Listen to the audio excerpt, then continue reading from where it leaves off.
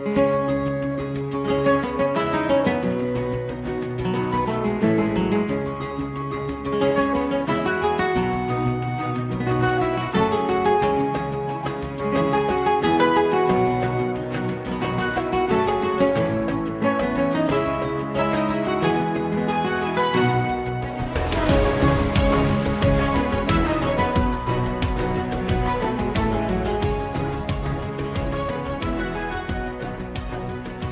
and welcome to episode 70 of A Slice of Medieval.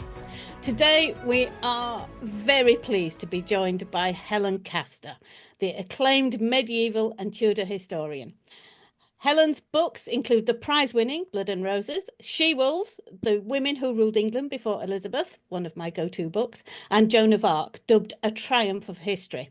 She has presented a range of radio and television programmes from the BBC and Channel 4, including documentaries based on She-Wolves and Joan of Arc, and she is a Fellow of the Royal Society of Literature and a Fellow Commoner of Sidney Sussex College, Cambridge, and was a judge in the 2022 Booker Prize. She has one son and lives in London. Now, we've recently discussed John of Gaunt with Catherine Warner. So it was a no-brainer to go, who should we have on next? And it's like, how about Helen Castor and Henry IV? So Helen's going to chat with us about Henry IV. Welcome, Helen. Thank you for joining us. Thank you so much for having me. It's a great pleasure to be here. Seeing as we have just done an episode on John of Gaunt, what was Henry's relationship with his father? It was close.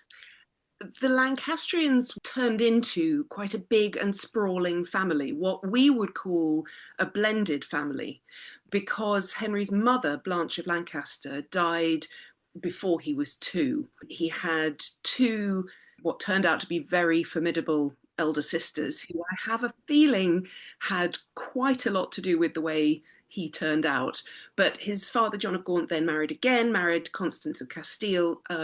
So he had a younger half-sister. And then, because Gaunt then embarked on a relationship with Catherine Swynford, the gentlewoman who was in charge of the Lancastrian nursery, he acquired 4 younger half-siblings, the Beauforts, as they were called, 3 boys and a girl, all also very able. So Henry is in an interesting position. He's the only legitimate son. He's very clearly the heir to the Lancastrian dynasty. But he's also sandwiched in the middle of this busy, bustling household of siblings, half-siblings. And because Catherine Swynford already had 2 children of her own from her marriage to Sir Hugh Swynford, also then step-siblings, if you like. So it's a very interesting family setup, but it's very clear that John of Gaunt is focused on the dynasty's future, his family's future, and therefore what Henry needs to learn and do as his heir. And what we see in the early years of Henry's life is a situation where Gaunt is focusing on what education and training Henry needs to step up as heir of this dynasty. But he's also quite a lot of the time keeping him close. There are efforts quite early on, when Henry is 10-ish, to put him into the household of the new little king, his cousin Richard II, who's almost exactly the same age as him. Richard's actually 3 months older. But that never quite takes.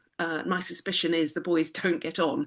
Certainly they're very, very different. So what you see through most of Henry's childhood and adolescence is him either being embedded within the Lancastrian household or shadowing his father, as Gaunt is almost constantly on the move with all the responsibilities that he has in his nephew Richard's government.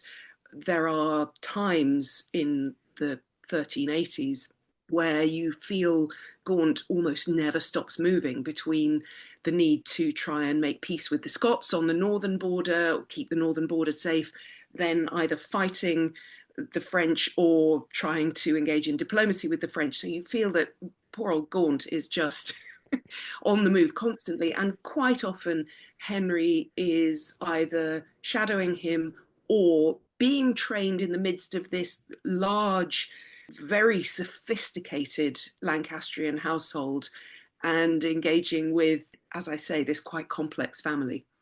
It's interesting what you've said there, because it seems clear that one of the contrasts between Henry and Richard is that Richard doesn't have that father figure as a kind of guide or a planner of his life, whereas Henry does. His life is very much conditioned by Gaunt's role, his outlook, and what he expects from his son. But Richard doesn't have any of that at all.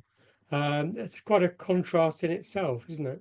It really is. And what Richard has, of course, is the weight of the memory of his own father, the Black Prince, and their grandfather, Edward III, the royal line of succession, because Richard is in also a slightly complex blended family. He is the unique legitimate heir to the throne, that royal bloodline. He's the Black Prince's only legitimate child.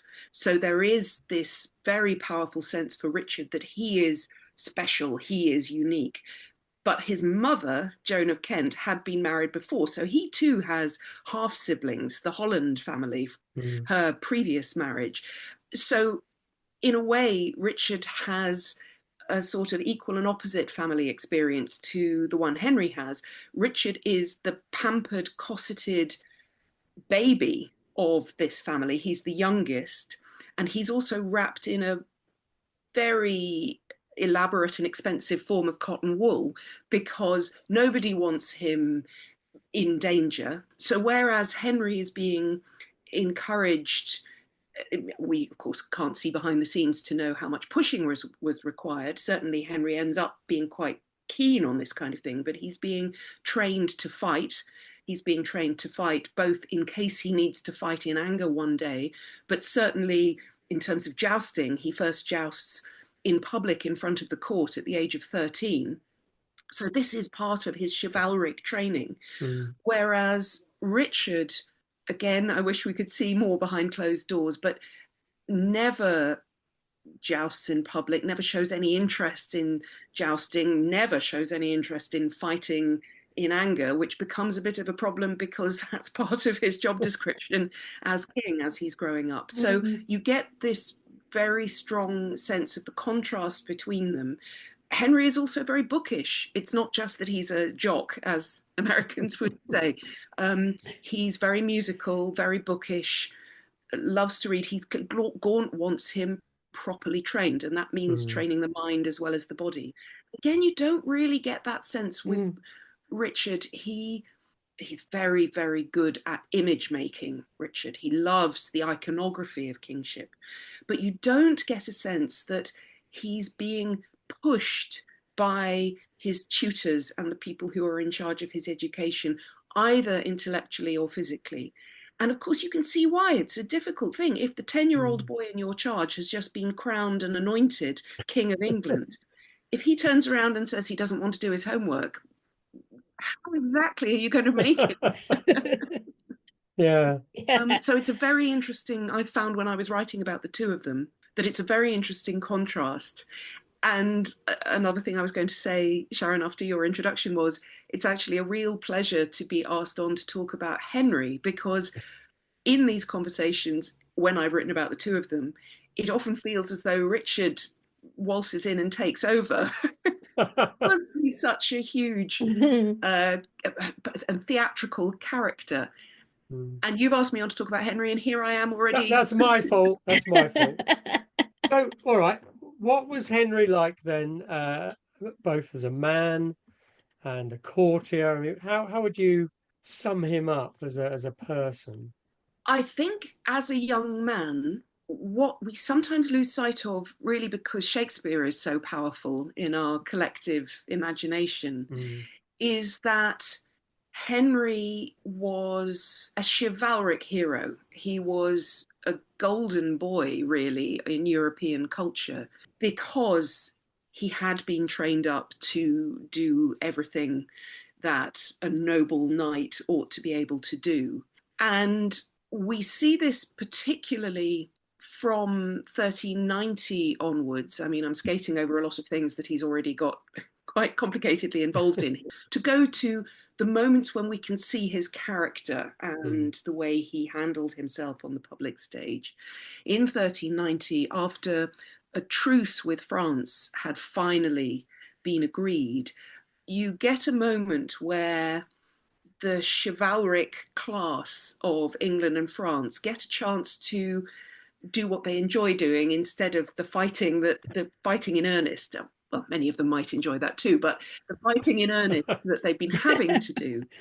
And the greatest knight in France, Boucicaut, as he's known, Jean Le Mangre, sets up a tournament in northern France, very near Calais, and basically sends out a proclamation across Europe saying, come and have a go if you think you're hard enough.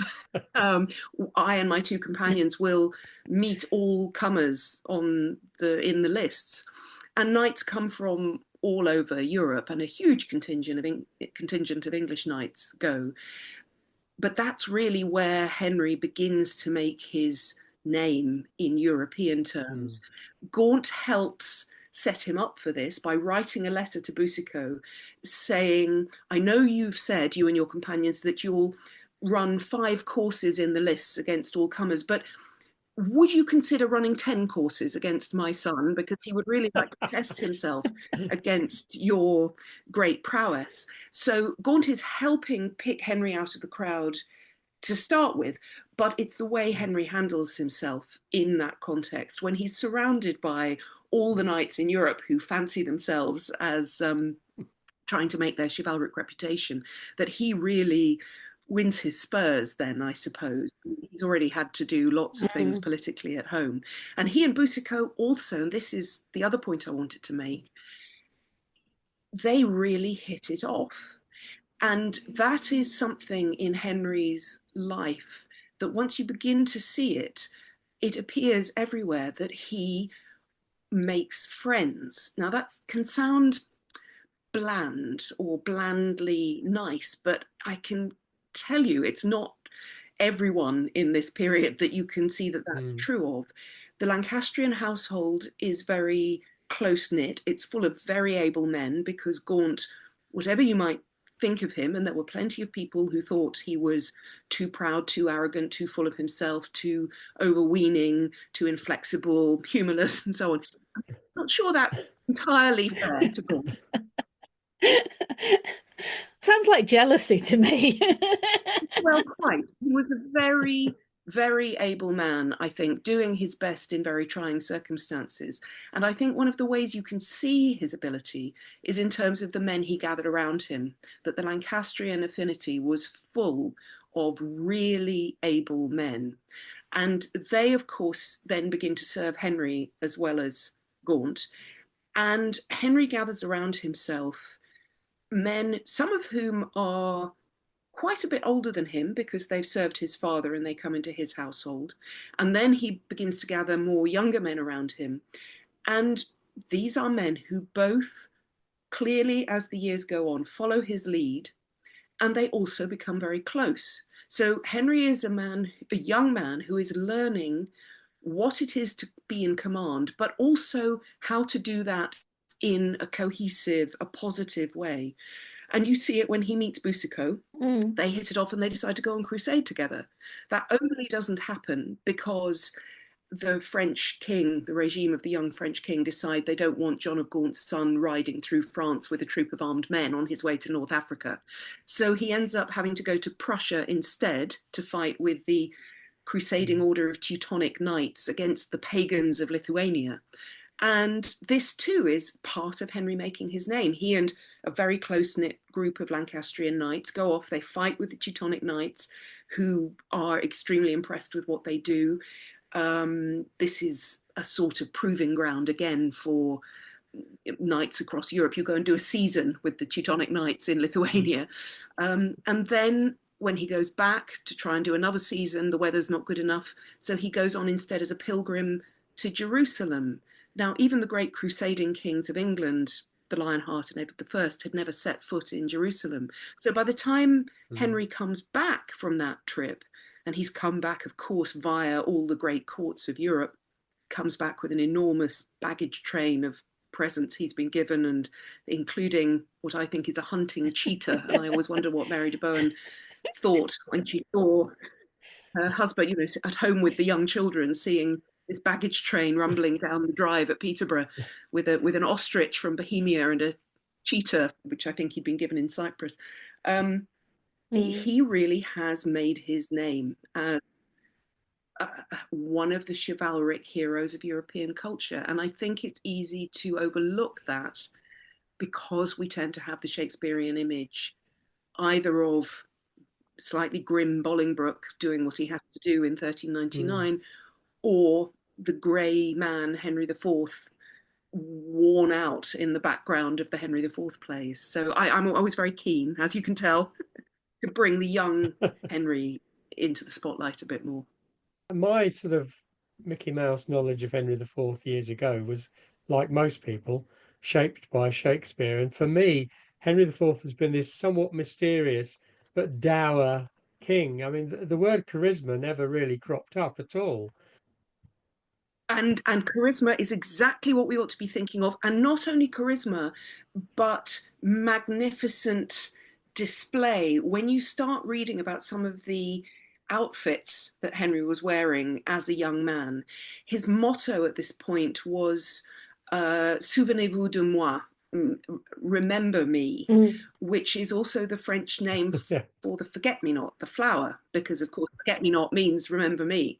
And so these magnificent outfits that he was wearing with embroidered forget-me-nots trailing along the sleeves and fantastic designs and richly coloured velvets, and you can imagine him striding onto the tournament field to display his prowess. Charisma is exactly what we should be thinking of. People describe Richard, here I am again bringing Richard into it, but people describe Richard II, who was also, of course, very magnificently dressed, as a beautiful young man. No one ever describes Henry as beautiful, but for instance, on his way back from Jerusalem, he stopped off in Milan, one of the great courts of Europe that he was moving through. And while he was there, he met one of the teenage cousins of the then Duke of Milan, a young woman called Lucia Visconti. And a few years later, when a marriage had been proposed for her with a German princeling, but after Mary de Bohun's death, there'd also been some suggestion that she might actually marry Henry. She said if she could have been sure of marrying Henry, remember she'd only met probably once on his way through Milan, if she could have been sure of marrying Henry, she would have waited to the very end of her life, even if she knew she was going to die 3 days after the wedding. Now, if that's not charisma, but not only charisma, there is a real connection and warmth there, because after Henry became king, Lucia Visconti's marriage to the German princeling didn't come off. She was free again, but Henry had by that stage married Joan of Navarre. And there's a really touching moment, 1406, 1407, where Henry makes an arrangement for Lucia to marry a dashing young earl in England, a sort of slightly penniless earl. She might come with a big Milanese dowry. So this is, it's a good deal for both sides. And Edmund Holland, the Earl of Kent, is a bit like the young Henry was, a dashing young soldier and jouster and so on. But Henry sends a personal envoy to Milan to make this arrangement, to rescue Lucia, in fact, because she's one of a huge number of sisters and Milan is descending into chaos at this point. And he then gives her away at the church door when she marries the Earl of Kent. He's trying to look after her. And when I was writing about this in the book, my editor said, quite rightly, okay, but you haven't given us the political dimension of this. What is the diplomatic treaty being arranged between England and Milan? What are the negotiations of which this marriage presumably forms a small part? And I went and I checked and I dug and I looked, and there wasn't one. There was no treaty being arranged between England and Milan. This was Henry remembering Lucia, knowing that he hadn't been able to marry her himself, but he was going to make sure she was okay. And I find that extraordinarily touching.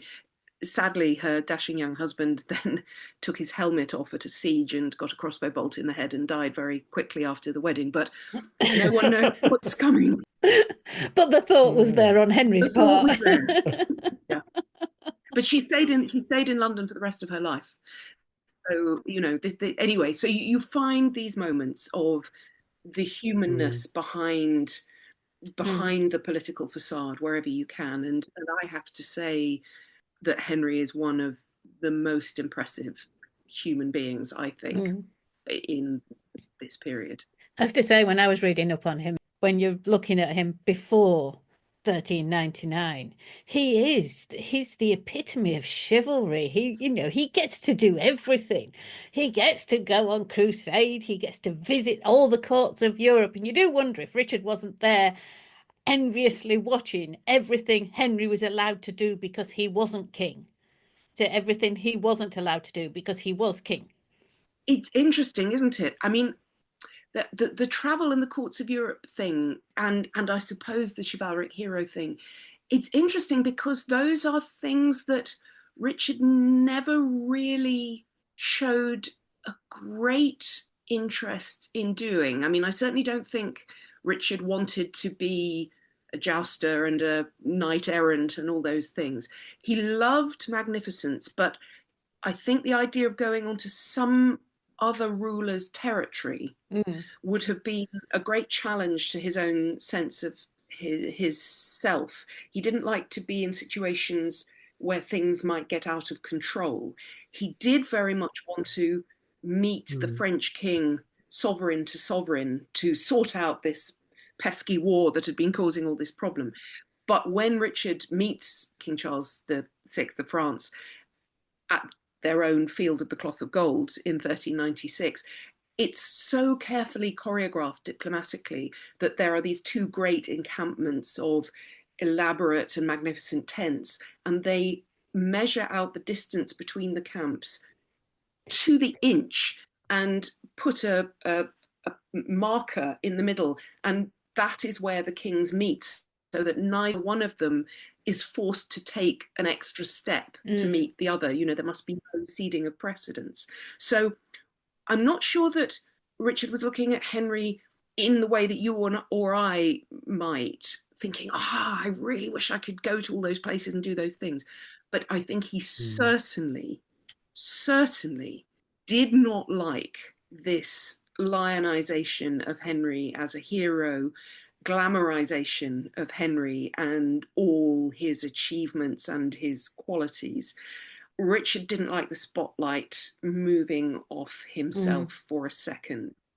And the image of kingship that he was projecting was about stillness, magnificence, being chosen by God, the inexorable majesty of the anointed sovereign. And Henry out there doing all this stuff was a bit of an affront, I think, to his self-image. So I think you're absolutely right that there's a huge extent to which that is a cause of tension, despite the fact that we might well conclude that one of the reasons that Henry had gone on this grand tour in the first place was to get out of his cousin's hair, just to put a bit of distance between himself and Richard, because things had gone badly wrong between them in the late 1380s. Do you think there was whispering? Is it just a personality clash? Because they're practically the same age. Their wives even died within months of each other. There's so many similarities chronology-wise, and yet they just do not seem to have got on in any way. You're so right about the parallels, and if this were fiction, I suspect an editor would be saying the parallels are getting overwhelming now. Stop it! It's too obvious. Their wives can't die a few weeks apart. It's too much. But that is what happened, as you say, and yet it's the places where difference lies that I think gives us a lot of clues.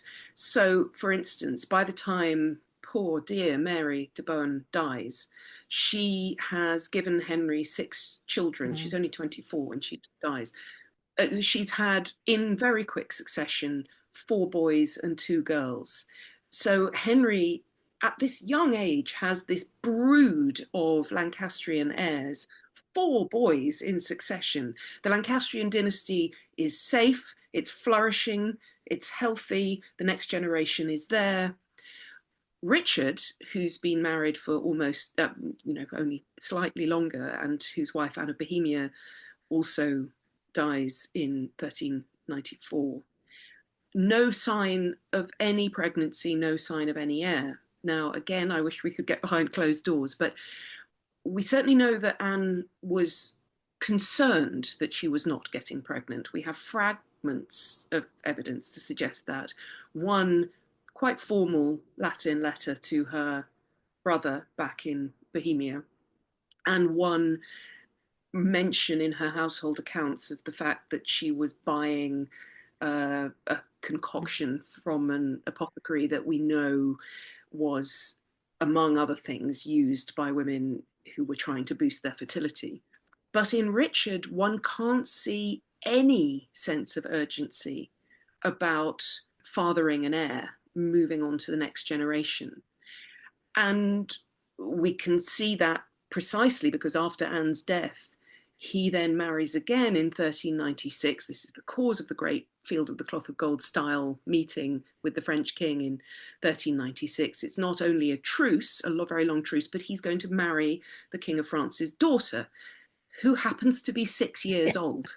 Now, if you're 29 and a childless king, and you choose to marry a 6-year-old, then having an heir is not top of your list of priorities. And my interpretation of this, why I come to this in terms of the differences between him and Henry, is that my sense is that Richard doesn't like to engage with the idea of a future that doesn't have himself at the center of it. I think Richard almost acts as though he can stop time. He doesn't like to think of what it might be to have an heir. Even when he's writing his will, which he eventually does in 1399 when he's about to go off to Ireland for the second time, he puts in place detailed plans for his own funeral because he wants to make sure he's wearing the right outfit to be buried in. White satin or velvet and a ring on his finger. But he seems utterly unconcerned with whom he doesn't name an heir, but is trying to make sure that whoever his heir might be, he has to do what Richard wants. This is not a very realistic engagement with the future. So I think one of the reasons they don't get on, I certainly think there's a personality clash, but there's also a structural clash because Henry is his first cousin. He's his closest heir in the male line. And of course, there is confusion or uncertainty about exactly where the succession should go along this great family tree of Edward III's sons, so many. But Richard is in no hurry to sort out that confusion. And the more Henry makes himself this renowned chivalric hero, displaying all the qualities that anyone would want in a leader, the less happy and comfortable that makes Richard, because it is inevitably bringing up the question of, well, how are you doing as king? A, to which the answer is not very well, and B, what's going to happen when you're no longer here, which is not a question that Richard ever wants to think about. Do you think either Gaunt or Henry had designs on the throne before Gaunt's death or before 1399? When we say designs on the throne, I think we need to dig into that a little bit further, because I was going to say no, but then realised the answer was a bit more complicated than that. I do think the lodestar of Gaunt's life, I think, is loyalty. He spends his whole life doing his utmost, and you might, again, there might be reasons to criticise in various ways things he did at certain points, doing his utmost to uphold the English crown and support it, whether it was worn by his father, Edward III, or whether it was potentially going to be worn by his brother, the Black Prince, or then actually worn by the Black Prince's son, Richard. Gaunt is very ambitious for himself, certainly. He puts enormous amounts of time and effort and money and resources into attempting to become King of Castile, which can sound like a wild goose chase often from the point of view of the English perspective now.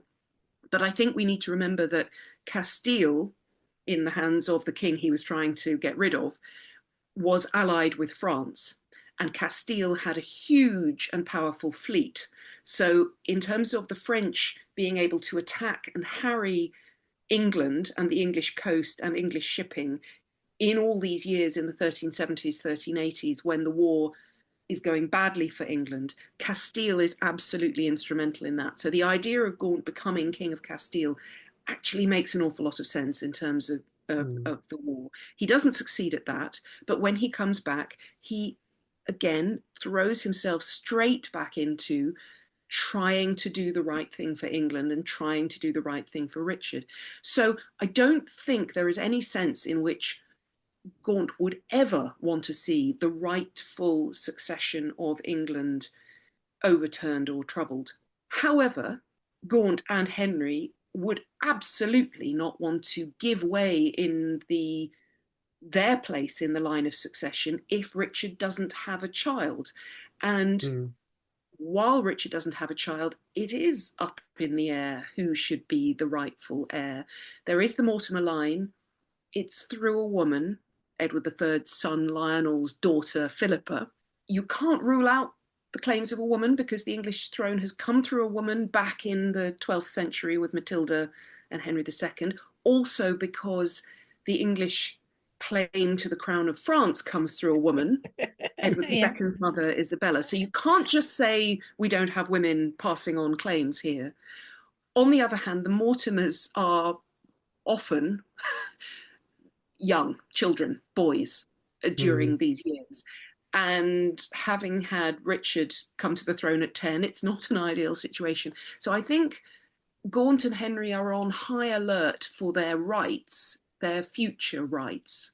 And of course, what then happens in 1399 is a crisis that no one foresaw or would ever have wished for. I think it's clear that Gaunt and Henry would never, ever have chosen what happened in those years, 1397 to 1399, an extraordinary, almost Richard launching what's almost a coup within his own kingdom to take his revenge on the nobles that he believed had illegitimately stood up to him 10 years earlier, and those nobles include Henry. So the Lancastrian dynasty, Gaunt and Henry, find themselves in an extraordinarily difficult and dangerous corner. And Gaunt is trying to triangulate that corner as best he can. His loyalty to Richard, his attempt to protect his dynasty's future, which means sacrificing his own brother, Thomas of Woodstock, Duke of Gloucester, who is one of the nobles killed by Richard. Now, we don't know that Gaunt knew that Richard was going to have him murdered after his arrest, Gloucester, that is. But this is a situation that spins out of control, spins out of Gaunt's control with astonishing rapidity and threat. And so by the time Gaunt dies in February 1399, by which time Henry has been banished for 10 years without having been found guilty of any crime, I think Gaunt more or less dies a broken man, certainly broken-hearted, that everything he's done, everything he's had to do, including being involved in some very dodgy stuff in the attempt to be loyal to Richard from 1397 to 1399, has been potentially in vain, that Henry is in exile, and everything that Richard has done for the last 2 years gives every reason to believe that his word simply can't be trusted. And so Gaunt, I think, dies in terror of what is going to happen to the dynasty that he has been at such pains to establish and nurture. And he's right to be frightened. And of course, it's Henry that then has to face up to the terrifying and terrifyingly dangerous decisions about what he's going to do. next. A lot of what you said earlier about his charisma and the way he got on with people, makes it a bit clearer to me why, when you're faced with Henry or Richard as a nobleman or somebody who has some contact with the court, you're not going to necessarily be warm to Richard because he's not warm to you. Well, that's it. And if it were just a question of not getting on with the king, you can probably muddle your way through. Oh God, he's a bit bastard. We'll just manage, you know. But what Richard has done in the last 2 years of his reign is turn his rule into fully fledged tyranny. Now, how are we going to distinguish between kingship and tyranny? Well, the standard medieval definition is kingship is rule for the common good in the common interest and according to the law. And we begin to see there what the definition of tyranny might be, that a king who becomes a tyrant is someone who rules not in the common interest for the common good and not according to the law, who rules by arbitrary will rather than law. And that is what you see Richard starting to do in those last 2 years, that the law is still nominally in play, but any time he wants to do something that is outside the law or even against the law, he simply does it. And he's been building up a private army, a private power base. He's manipulating the law. He's overtly doing things he shouldn't. And what he does in those last few months, not only has he exiled Henry, despite Henry not having been found guilty by due process of law of any crime, but when Gaunt dies in February 1399, Richard goes back on his word. He's given Gaunt and Henry his word that should anything happen in the future while Henry's in exile, Henry will be allowed to inherit any lands that are due to him. In other words, no one's saying Gaunt might die, but if Gaunt dies, Henry will be allowed to inherit the Duchy of Lancaster, which is the greatest, wealthiest, and most powerful noble inheritance in England. And as soon as Gaunt has gone, Richard convenes a meeting of his council and his nobles and says, change my mind. Actually, I'm going to take the Duchy of Lancaster into my own hands. He doesn't say Henry may never have it back, but he's certainly gone back on his word that Henry should be allowed to inherit as straightforwardly the law says he should. And this is really the crunch point. Richard's been doing thing after thing after thing that's deeply worrying, but it's a question of where, if ever, the breaking point is going to be. And if the greatest nobleman in the country can have his inheritance arbitrarily taken from him by the king's will, then no one is safe. No one's property is safe. No one's life is safe. And at that point, Derek, I think you're absolutely right that if the man standing up, coming back from exile, despite the fact that the king has told him he mustn't, Henry doesn't come back with an army. He doesn't have an army with him in Paris. He has a small household. He comes back on one ship. But when he lands at Ravenspur, he's saying, I am standing for the law, for property rights, for safety and security under the law. And it's not only that, it's that people know Henry. They know his character, they know his history, and they trust him. He's somebody that they can look up to.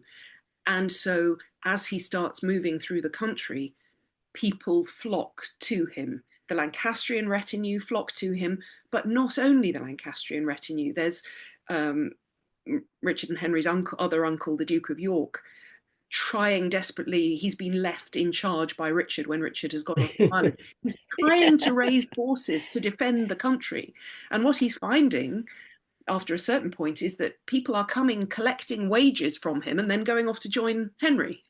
So there is this momentum, gathering momentum of, no, something is going to have to be done. The king is out of control.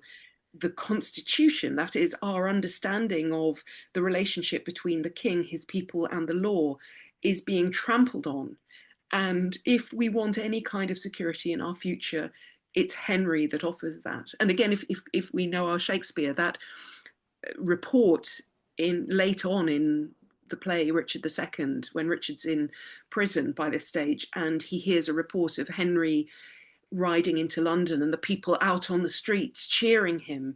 That's very much what happens, that the Londoners send a deputation out to Henry on the road saying, "Thank God you're here, we're opening the gates for you," because Richard has become so frightening.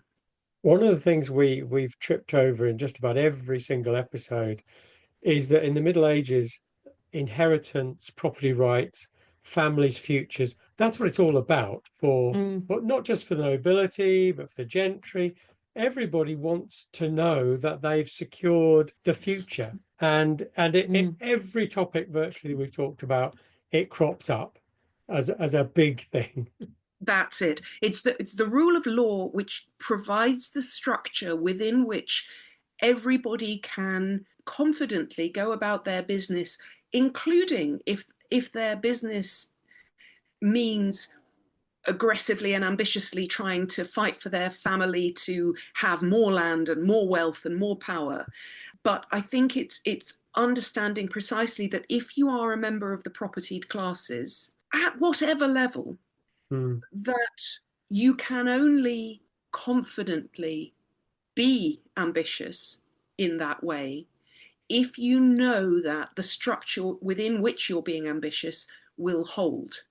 If you're frightened that actually the structure might give way to anarchy, that is not in your interests at all, because then you really are in a position where somebody bigger and badder than you can come and simply take away your stuff. And we have to remember that this is a society where all of this is experienced in a more immediate and raw way, because theoretically you understand how this structure works, that God gives authority to the king, and the king then upholds the law and rules with God-given right. But the king is one man, and the king does not have a standing army or a professional police force at his disposal, nor does he have telephones or motor cars. So what does upholding the law and maintaining order look like in any given part of the country? Well, it means a commitment to the rule of law that has to be baked into local power structures, and local power structures are based on landholding, because who can get a force of men out, armed men out quickly to put down disorder or to enforce the sheriff's commands or whatever? The sheriff will have to call out the county posse. It all sounds very Wild West. Yeah.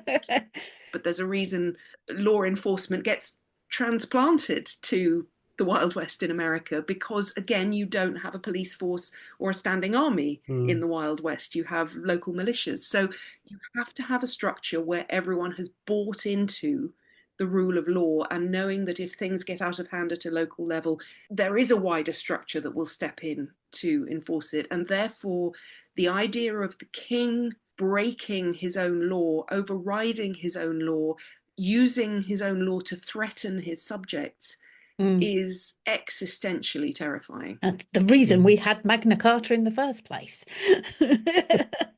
Exactly. And this is what Richard misunderstands, because he thinks the law is his.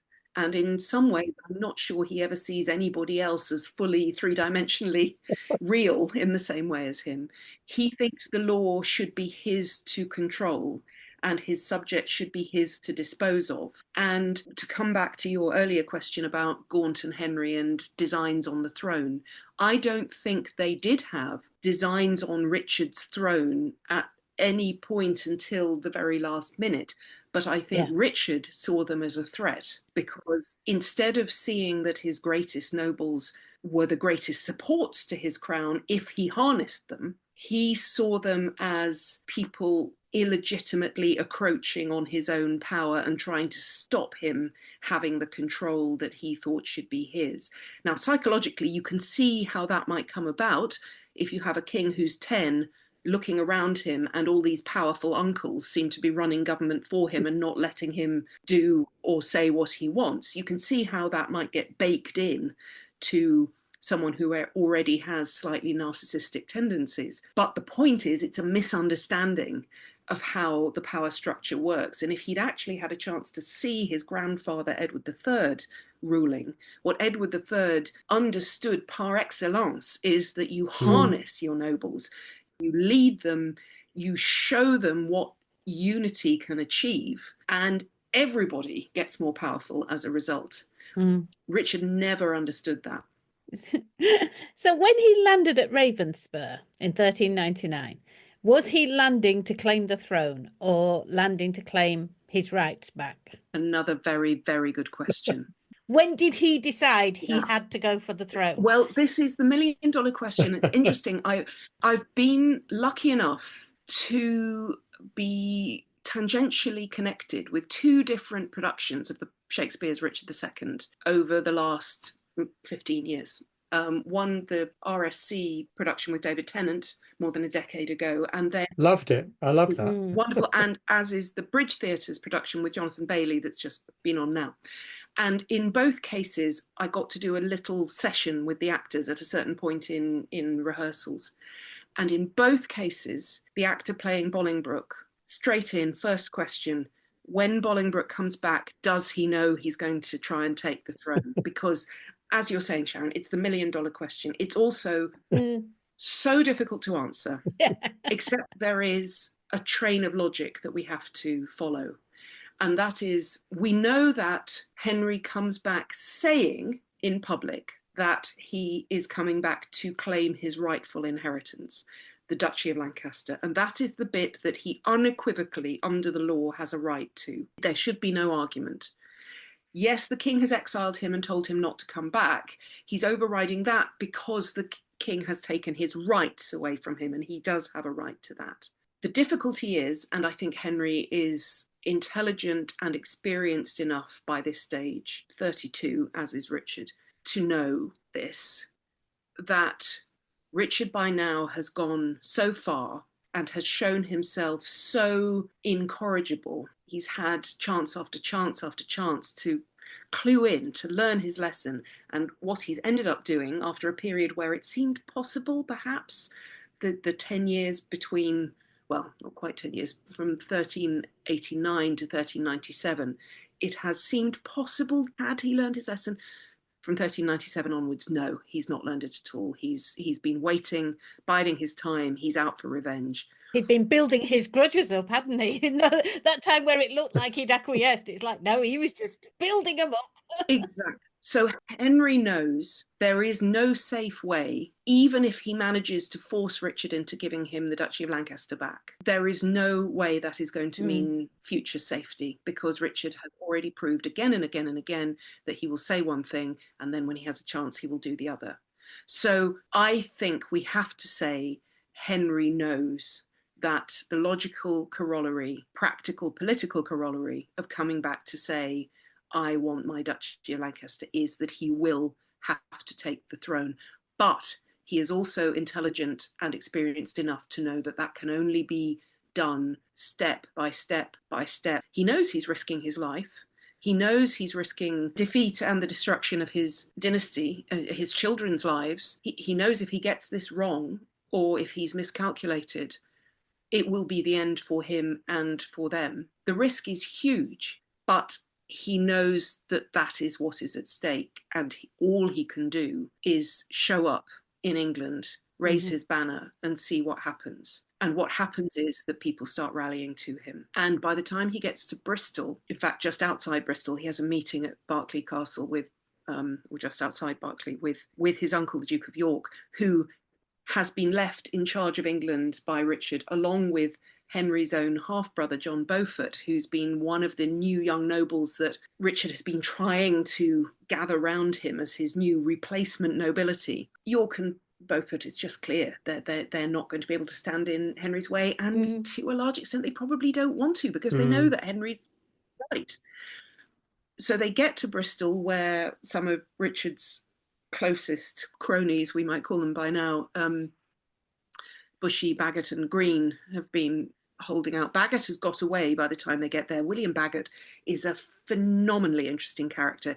He's a survivor, and he manages to slide through all these terrifying upheavals somehow with his life intact. But Bushy and Green, not so lucky. Henry has them executed straight away. And the interesting thing is that Henry is by now starting to make official appointments using his seal of the Duchy of Lancaster, including appointments that are the king's to make. So he knows he can't yet use the royal seal, but the boundaries are already blurring because Richard hasn't even managed to get back from Ireland, and it's already clear that Henry's in control. So the direction of travel is now clear. Henry is winning this war despite not having had to strike a blow in anger. And the logic, as it has been from the moment he took ship at Boulogne, the logic is, if this is going to stick, if security is going to be found for him and for the country, he's going to have to find a way to take the throne, which is an irony given everything we've said before about security and the structure, because in order to save the constitution and the relationship between the crown and the people and the law, he's going to have to break it, because deposing a king is a very difficult thing to justify, and you risk the anarchy you're trying to prevent. If the king is the keystone of the whole structure, you take the keystone out, is the structure going to collapse before you have a chance to bung another keystone in its place? It's a very frightening and dangerous thing, but it is one, I think, to go back to your question, Sharon, I think Henry knows that he's going to have to do this. The question is how soon he admitted it to himself and then started admitting it out loud to the people around him. And then you have the Shakespeare idea around, don't you, that he's haunted by his actions by having to do that. Do you think he regretted seizing the throne? Well, again, you ask such good questions. I think he knew it was what he had to do, and I think he hoped, certainly in 1399, given, I mean, this is the dilemma, isn't it, of being a medieval politician of any stripe, really, is that you, but particularly a sovereign, is that you know that God's will is at work in the world. And so you do what you want to do or what you feel needs to be done, and you hope that you will then be vindicated by your own success, not only because you want to succeed, but you want God to demonstrate that he blesses what you have done. And that's what Henry is hoping for in 1399. He's setting out to be as good a ruler as he can. He's absolutely wanting to rule in the common interest, to re-establish those principles of government that Richard has damaged so much. And he's hoping that God will then smile on this project and demonstrate that he is, in God's eyes, the rightful king. But the difficulty he has is that he's a usurper. His claim to the throne, unlike Edward III's back in 1327, when Edward II had been deposed, Edward II has an unquestionably legitimate son who handily is too young to have got his hands dirty in the conflict that got rid of his father. So the country can reunite around the legitimate king, no questions asked, once he's taken over from Isabella and Mortimer. In Henry's case, it's not so simple, because there are question marks about whether he is actually the rightful heir or not. He's the only possible person to take over in 1399. The Mortimer Earl of March is too young. Henry's the next heir in the male line. He's the one who's been wronged by Richard. He's the one with the experience. He's the one people know. He's the only possible choice. But anyone who in future is not happy with what he's doing, and the trouble is that dial is much more sensitive than it usually would be, because there are people now who think, well, we put you there, mate, the Percys in particular, you put that crown on your head, so we're not just ordinary subjects, you ought to be rewarding us much more than anyone else, we're the kingmakers here. So you've kind of skewed that relationship between yourself and your most powerful subjects, even the ones who are supporting you. And so anyone who's unhappy can immediately say, well, you're not the rightful king, we're going to put someone else. We did it before, we'll do it again. We're going to put someone else in your place. So he finds himself firefighting, really, for the first 6, 7, 8 years, 9 years of his reign. And of course, it gets harder and harder and harder to hold on to the idea that God is simply vindicating what you've done if you are constantly having to fight rebels. The Scots are causing trouble, of course. They would. Why would they not? The French are causing trouble, of course. Why would they not? there's a rebellion in Wales. Owen Glendower seizes the moment. So he is fighting on every front. And not only that, but just at the point where he feels perhaps the flames are being damped down to a manageable point. The trouble is, in 1405, this has involved a rebellion that has involved an archbishop. His Archbishop of York, Archbishop Scroop, has joined in a rebellion in 1405, which has been put down without too much trouble at all. But Henry, whose patience by this stage has begun to fray very badly, execute the Archbishop of York. Now, that is quite the move to make. Yep. And it is deliberate and it is judicial-ish. I mean, again, there are questions about due process, whether that's quite been followed, but it's not Henry II saying, who will rid me of this troublesome priest, and then some knights going off piste to do it. It's Henry's law being enforced. The Archbishop had rebelled, but should you be killing an archbishop? And only more or less a year later, Henry's health then collapses, and he's never really well from that point onwards. And the fact that he's then struggling with very debilitating chronic illness, which of course in the medieval worldview, an easy explanation to reach for, particularly if you're Henry's enemies, is this is God's judgment being visited upon him.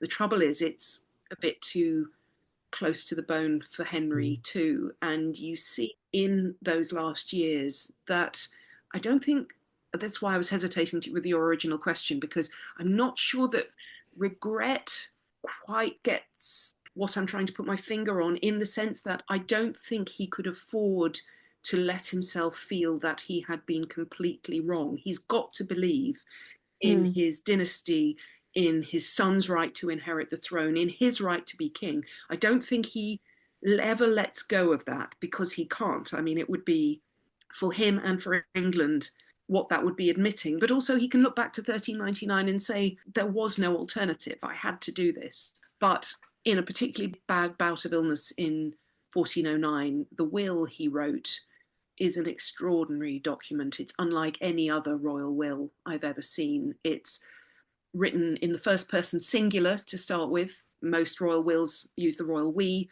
They're written in Latin or French. They're very formal documents. They're about the disposition of masses for the soul and burial arrangements, and then, so on. This is an intensely personal document, and it begins, I, Henry, sinful wretch, King of England and France, Lord of Ireland, and so on. And he go, I have never been worthy to be man, but by his grace and his mercy, which life I have misspent. He's begging for forgiveness. I think he's a man racked with anguish about the fate of his soul, whether he has done means that he can't hope for redemption. I think he still does hope, because I think the bit of him that, I mean, this is my interpretation. But I do think the will is a very powerful reflection of his desperate concern about the implications of what he had to do. And when he did finally die at the age of only 45 in 1413, we know, because his grave was later in the 19th century opened and investigated in a slightly rudimentary way, we know that he was buried very simply. Once you get under the layer of cloth of gold that was put under the coffin, he was buried in a very rough elmwood coffin, stuffed with twisted ropes of hay, with a very simple cross laid on top of it, made out of 2 tied twigs. And I think that, like the will, is a reflection of this attempt to prostrate himself before God in the hope of redemption, what he'd done. I was going to ask you what he was like as a king, but I think you've really answered that question already. But I was thinking, again, if we can bear to go back to Shakespeare, very central in Shakespeare's story of Henry IV and Henry V and so on is the relationship between Henry and his eldest son. And I wonder whether you could give us an idea of how that relationship developed, shall we say.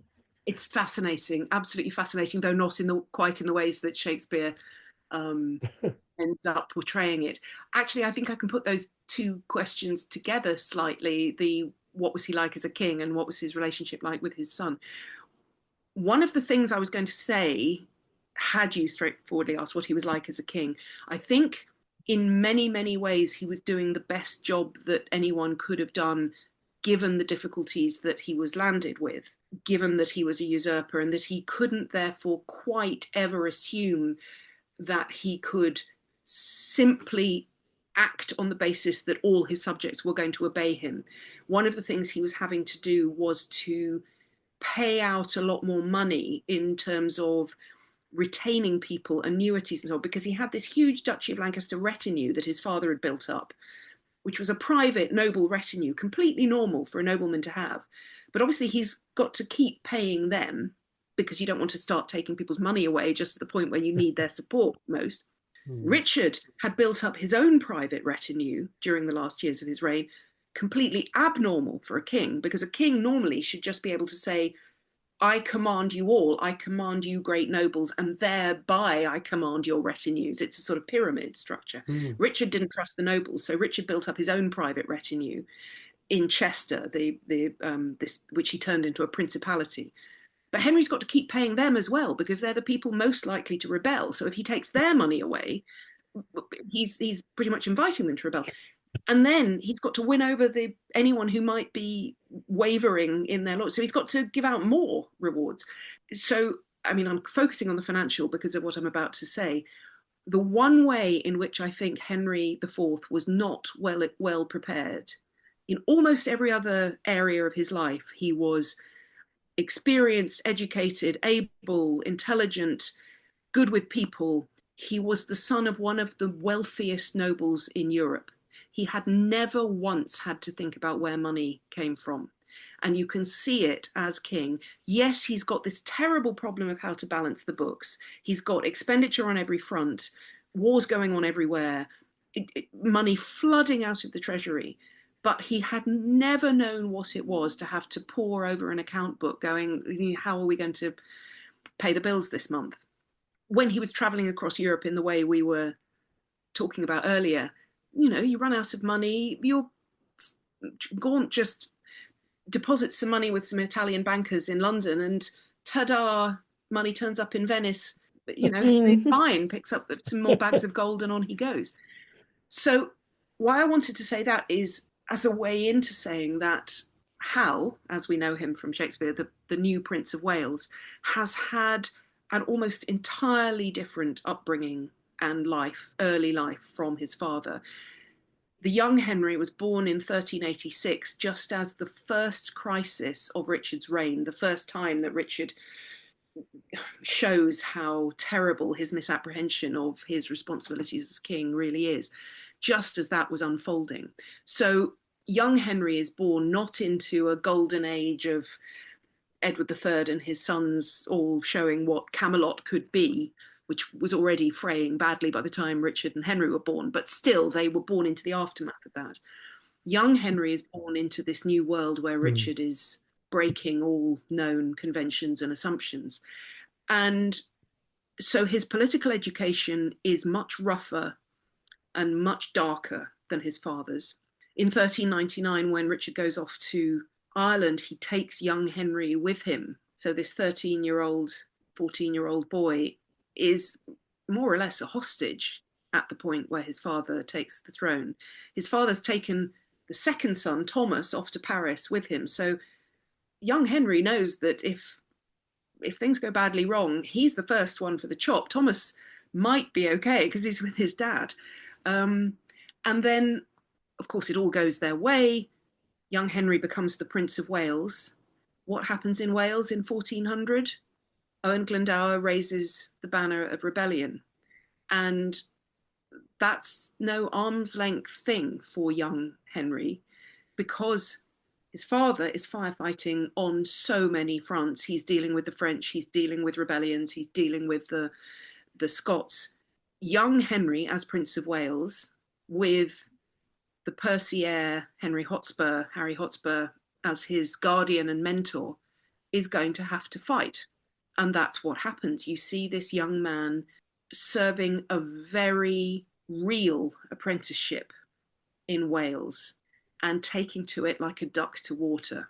This is an extraordinarily able, very intelligent, very tough young man who turns out to be one of the most talented soldiers and commanders that the Middle Ages sees, and not in the way that his father is, because young Henry, it's real from such young age. Henry Bolingbroke, his dad, had been jousting in front of the court in the most glorious armour covered in heraldic badges at the age of 13. At the age of 13, 14, Henry's in the Welsh Rain trying to find a rebel who won't appear in front of him. I mean, there's this wonderful letter. Dan Jones has written an absolutely wonderful book about Henry V this year, and he's very funny but very precise talking about this. There's a wonderful letter. He says that young Henry writes back to his dad, more or less saying, Glendower said he was going to defy me, so I turned up to fight him. He didn't turn up, so I burned his house down and killed all his servants. Went somewhere else, burned the house down, killed all his servants. Send me some more money. I need to do some more of this. And that, so it's not young Hal carousing in London taverns with the more or less fictional character Falstaff. It's young Henry serving a very brutal apprenticeship, only to discover then in 1403 that his mentor, Hotspur, turns on his father, rebels against him. And at the Battle of Shrewsbury, at the age of 16, nearly 17, young Henry is not only fighting a pitched battle on English soil, which hasn't happened, I mean, two English armies fighting each other on English soil, that hasn't happened for generations. It's a brutal battle because you've got English longbows on both sides. It's terrible, terrible violence and slaughter. And among the casualties of the longbows is young Henry, who raises his visor at exactly the wrong moment and takes an arrow full in the face. And this arrow lodges 6 inches deep at the back of his skull, which is almost unimaginable. 16-year-old boy then he fights on, he pulls out the shaft and fights on, and then has to endure 30 days of the most exquisitely painful and challenging treatment, because this remarkable skilled surgeon, John Bradmore, has to work out how to get the head of the arrow, which is embedded deep in the back of his skull under his eye, how to get it out. And that involves first enlarging the wound, keeping it open with antiseptic, with honey, with alcohol, all sorts of things, and then designing a special surgical implement to get the arrowhead out. So it's not only that he's having to fight a war against Glendower, he's finding out what the brutality of war does. And if you needed an experience to convince you, we've just been talking about Henry IV worrying about whether or not God was with him. Henry V, to be, finds out at the age of 16 that, yes, God is with him. God has spared him for a very, very special destiny. Because if you can take an arrow full in the face and survive, God's with you. So no, not young Hal. And when we look at Shakespeare's Henry IV, we need to remember that one of the things that Shakespeare's done is he's messed with the generations, because it turns out to be such an incredible play about fathers and sons. What he's done is he's adjusted chronology to make the fathers and the sons line up. Unlike the parallels that are already there in our analysis of Richard and Henry, Hotspur was in fact 3 years older than Henry IV. And Northumberland, Percy father, was a whole generation older than them. But Shakespeare makes Northumberland and Henry IV the same age, and Hotspur and Hal the same age, in order to make his drama work. But that wasn't how it was in reality. So I've always had this impression that Henry IV is hard to like. And I think that's probably from the Shakespeare view of him we've got. But everything you've said, the chivalry, the anguish over the usurpation, he doesn't seem that unlikable a bloke. I have to say, I've come to really, really... I've been accused by various people, including my very brilliant editor, who's a very brilliant historian himself, of loving Henry. And I think, in a way, it's a fair charge. I think he's one of the most comprehensively human people that I have written about in this medieval political world.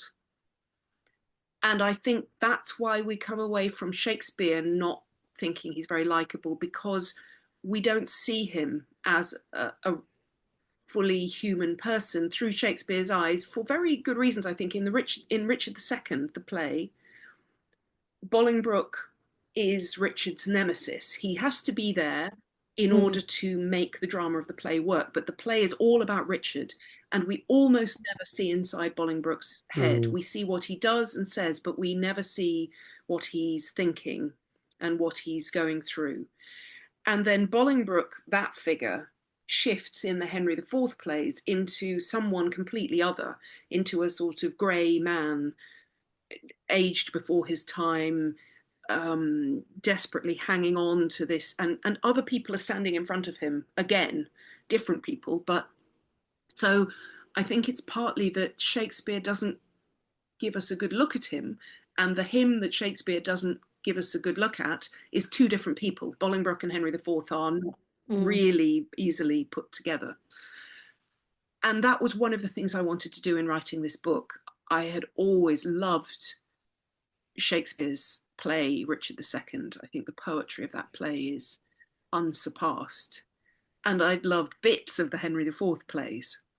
But I felt that Richard II is this great theatrical character in history and in Shakespeare. He's also so good at image making, literally, as a commissioner of art, that we can see him, because he left, uniquely among medieval English kings, exquisite pieces of art in which he is the central figure. There's the coronation portrait in Westminster Abbey. There's the effigy on his tomb, the effigies of him and Anne of Bohemia. And then above all, there's the Wilton diptych in the National Gallery. That's so beautiful, that panel painting altarpiece of Richard with saints and the Virgin and Child and the angels, all of them wearing his badge, of course.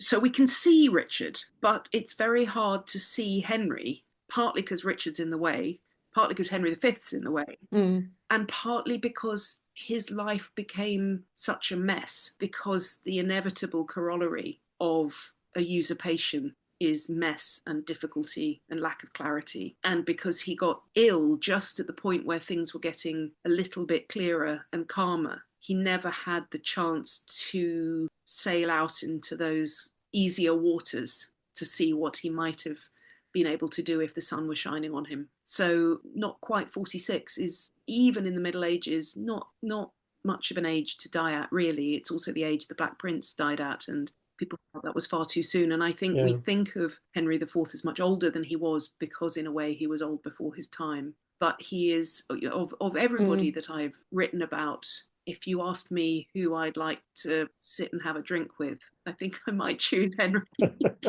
In my sort of immense drowning in the Wars of the Roses, the thing that always strikes me, and also in a past life as a history teacher, is how the public psyche sees a particular figure in history. And it's always such a broad brushstroke. Henry VIII had 6 wives. You know, it's kind of these ideas which you can't shift. Yeah. They're almost impossible to shift. Yeah. So Richard II is the brave lad who confronts the peasants' revolt. Henry IV, he took the throne and he was a usurper. And that's kind of it as far as the person in the street is concerned. And I've tried to bust a whole load of myths about the Wars of the Roses, and it is almost impossible. It is, isn't it? But we can keep trying. So, I mean, I'm loving to hear about Henry IV in a completely new way, both in your book and today. I was thinking about this the other day because I saw somebody else doing an interview, a clip of an interview where they'd been asked, if you had a time machine, where would you go back to and why? And the thought I had that morning, which is a very, in some ways, it's a frivolous thought, but given that there are an awful lot of places I desperately wouldn't want to go back to in a time machine, I thought, do you know what? Can I go back to 16th century England, pick up Holbein, and then drop him off in the 14th century, because I would love to see the faces of these people. And one of the reasons I think that we're all as obsessed as we are culturally with the Tudors, partly, of course, it's the drama, Six Wives, fair play.